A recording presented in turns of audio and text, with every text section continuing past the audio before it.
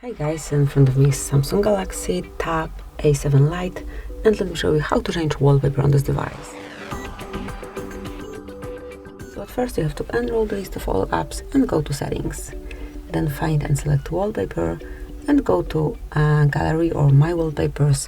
Just pick the source that you want to select your wallpaper from, then choose the picture that you want to apply as your wallpaper and then click on done. Finally, decide if you want to set it as your home screen, lock screen or both. Let me choose the third option. Now you can customize it and then click on set on lock and home screens, obviously if you picked both of them. And that's it. As you can see, brand new wallpaper has been applied. So that would be all. Thank you for watching. Please subscribe our channel and leave the thumbs up.